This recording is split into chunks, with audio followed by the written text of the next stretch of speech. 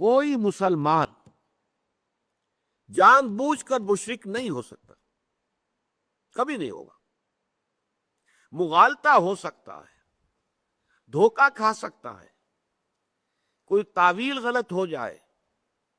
کوئی تعبیر غلط کر دی جائے، اس کی وجہ سے دھوکہ کھا جائے، یہ ہو جائے گا۔ لیکن جان بوجھ کر شرک کرنا، اس لیے کہ ظاہر بات ہے کہ مسلمان کا خمیر جس مٹی سے اٹھا ہے،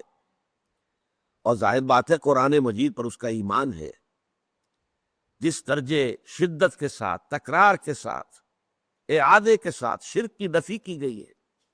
اس کے ہوتے ہوئے اس کے پیش نظر یہ گمان نہیں کیا جا سکتا کوئی مسلمان، کوئی کلمہ گو جان بوجھ کر شرک میں ملوث ہوگا۔ یہ میں زور دے کر اس لیے کہہ رہا ہوں کہ ہمارے معاشرے میں ہے، شرک میں ملوث لوگ ہیں، اس لیے کہ مشرکین کی 3 اقسام ہے، سمجھ لیجئے۔ ایک مشرک بغیر کتاب، ہندو ہو یا کوئی اور ہو، جن کے پاس کوئی آسمانی کتاب نہیں اور وہ شرک کرتے ہو۔ ایک مشرک اہل کتاب، یہودی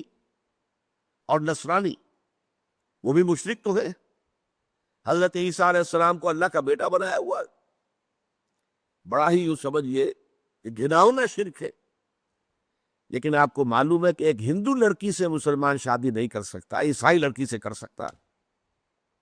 چاہے وہ عیسائیت پر قائم رہے۔ ایک تو بات یہ ہے وہ مسلمان ہو جائے تب تو کوئی سوال ہی نہیں، کوئی رکاوٹ ہی نہیں،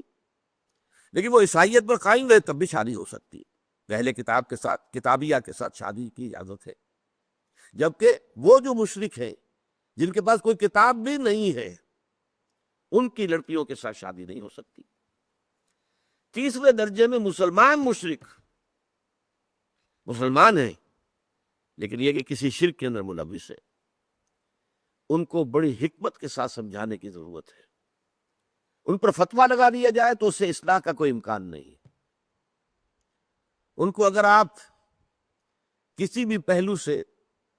ان کی بے عزتی کریں، ان کی توہین کریں، انہیں مشرک کہیں، تو آپ کی طرف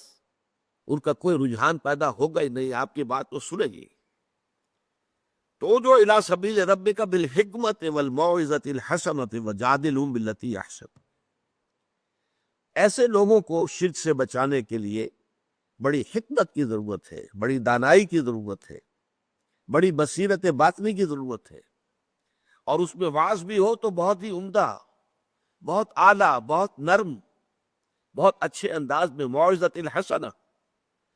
ان کے جذبات کو برانگیختہ نہ کیا جائے، ان کی جو ایڈیوسنکریسیز ہے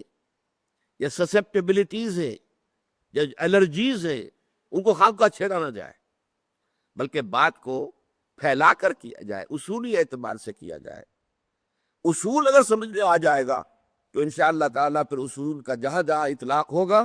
اس کو بھی وہ ماننے کے لیے تیار ہو جائے گا۔